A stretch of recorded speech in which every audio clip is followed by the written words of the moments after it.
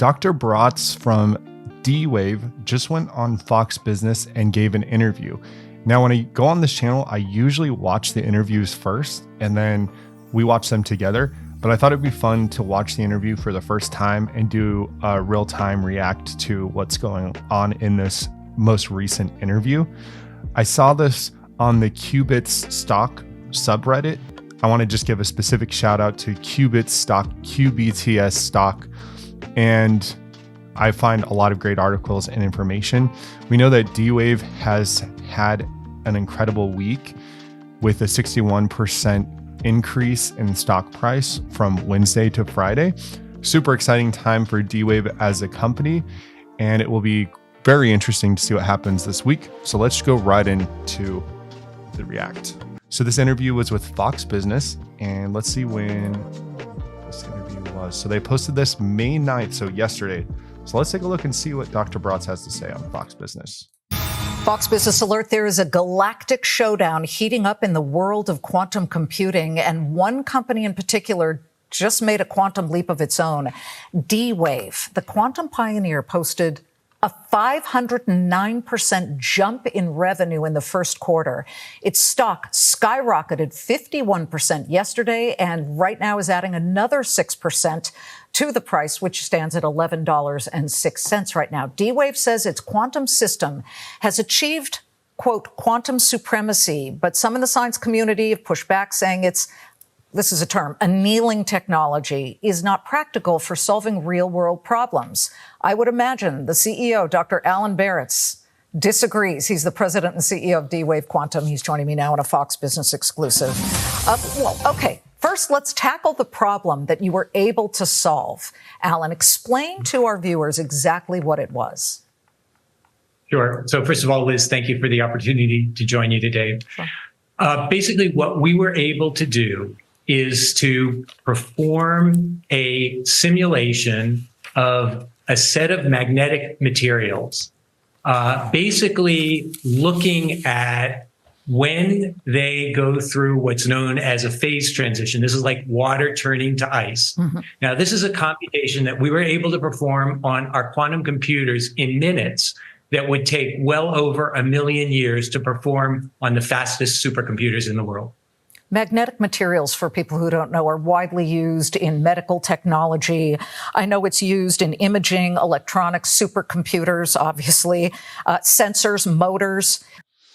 Okay, so before she answers that question, just for those of you who don't know what quantum supremacy is, which is probably not that many of you, but just in case, there's a quantum supremacy is the point where a quantum computer exceeds the power of the most powerful supercomputer on Earth. So in their claim, prior to last earnings, D-Wave released a scientifically peer-reviewed paper demonstrating this material science breakthrough, where they demonstrated that their quantum computer was able to do these material science calculations at a much faster speed than even the most advanced supercomputer, hence quantum supremacy.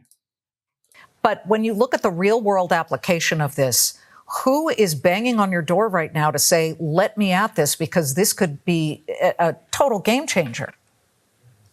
So Liz, you're absolutely right. Magnetic materials are widely used, and one of the main uses is as sensors.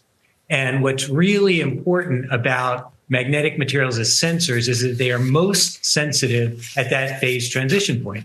So what is of interest to those developing these devices is to understand what would be the best materials to deliver the best results in their products, imaging devices.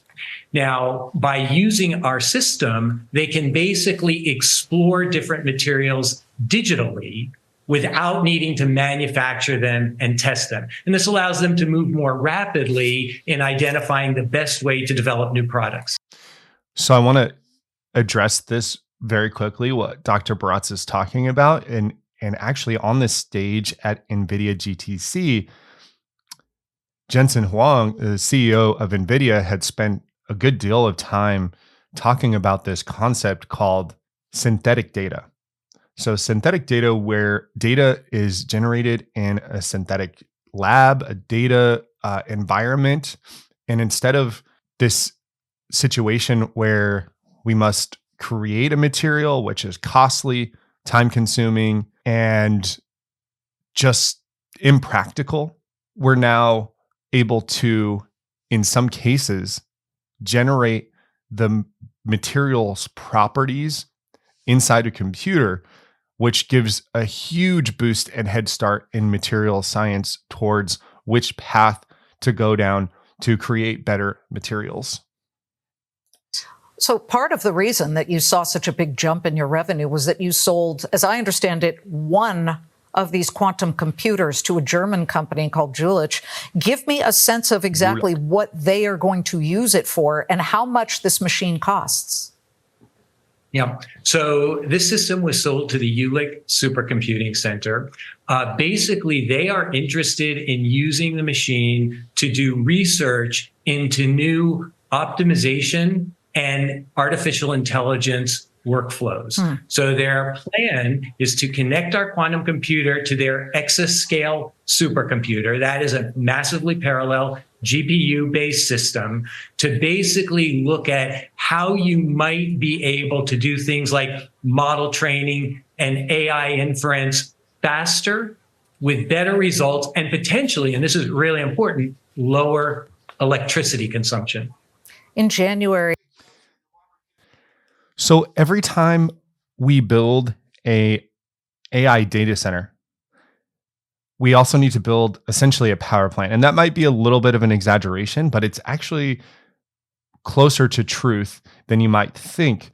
Because when we build a massive AI data center, when we're spending billions and billions and billions of dollars, like when you look at the CapEx of some of the biggest tech companies in the world that are buying Nvidia chips and installing them in data centers all around the world, these AI chips require a metric ton of energy to run. And this is where D-Wave becomes very, very appealing as a business and commercial proposition if they are able to reduce those costs. So imagine you wake up one day and Amazon or Microsoft or one of these huge tech companies has heard the news about quantum annealing and D-Wave and has decided to implement a cost-saving measure, aka installing a D-Wave Advantage system in their AI data center. What do you think would happen to this company and the stock price if they got a partnership like that? Pretty crazy. In January, okay, you sold that machine. Do you have others that are about to be sold, and to what type of customer? Yeah. So that machine was sold, frankly, as a result of the quantum supremacy work that we did.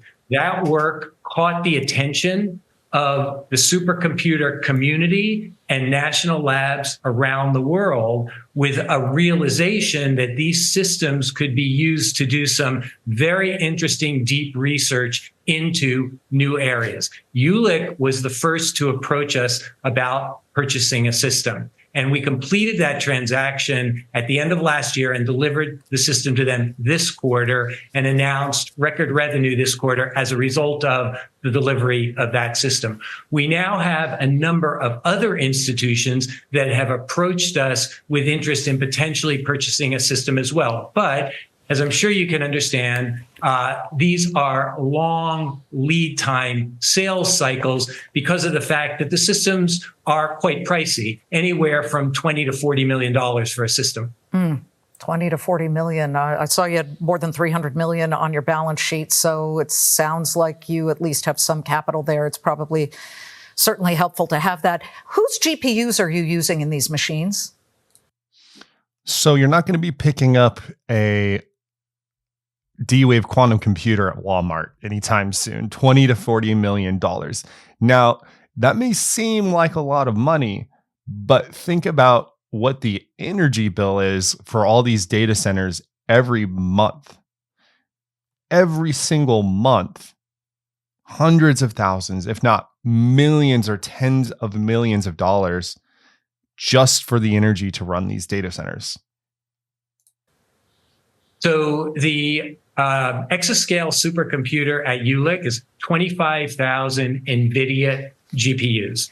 And that's what our quantum computer will be connected to explore these new workflows and use cases. Okay. Jensen Huang, of course, of NVIDIA, had said at just after CES, and it kind of slammed a lot of the quantum computing stocks. He said, oh, quantum computing is 10 to 25. It's always 10 years out. He said it was really going to be 15 to 30 years away. That was a bee in your bonnet. You didn't love that. You spoke to him. But what did you say at that point about why he was wrong?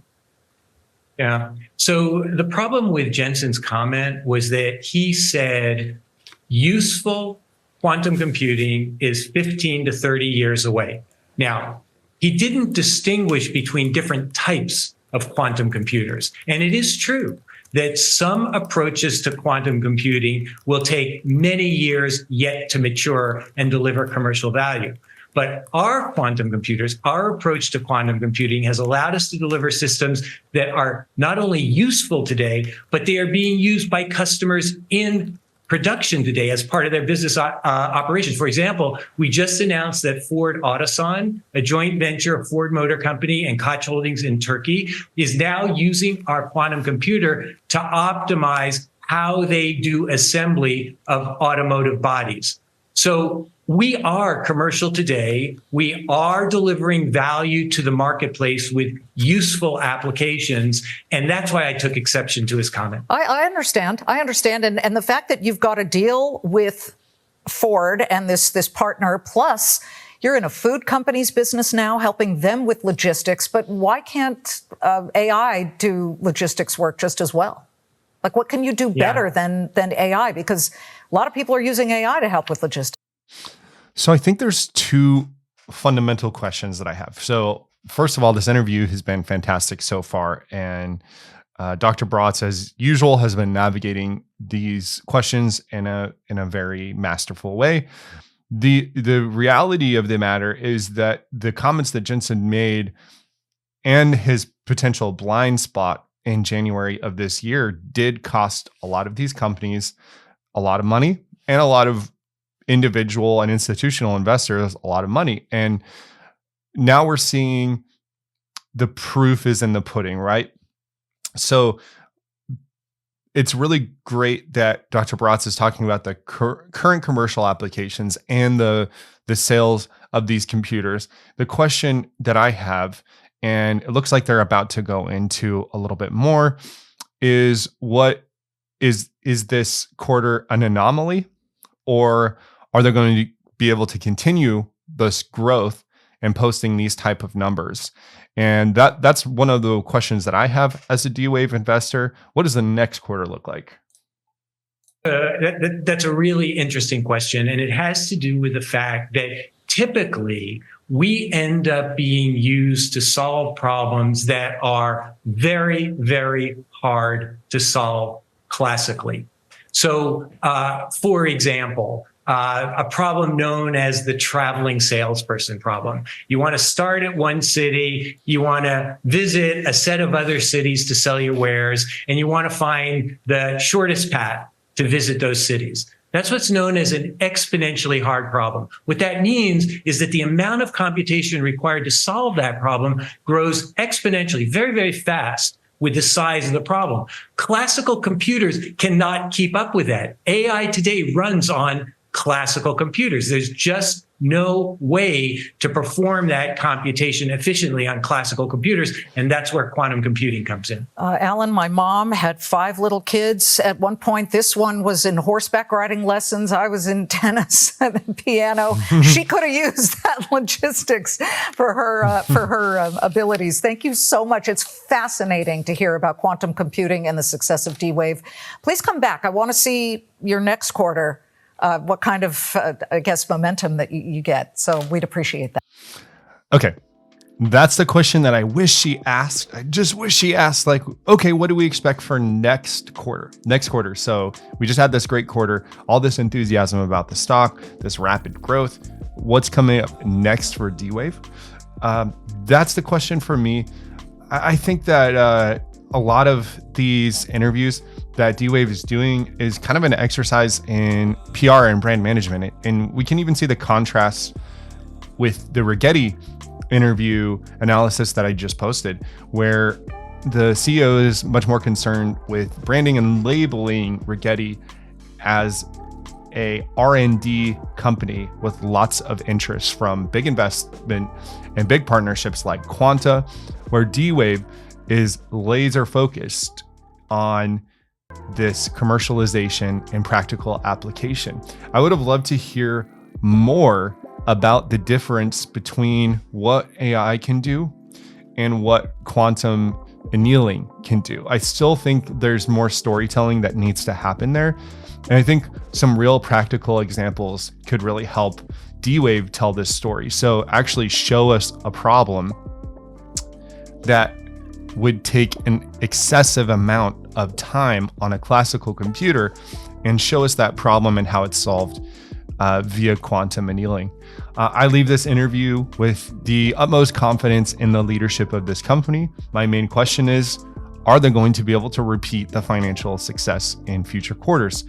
All right, guys, that's all I have for you. If you enjoy this type of content, please consider leaving a like and subscribe if I've earned it. Hope you have a great weekend.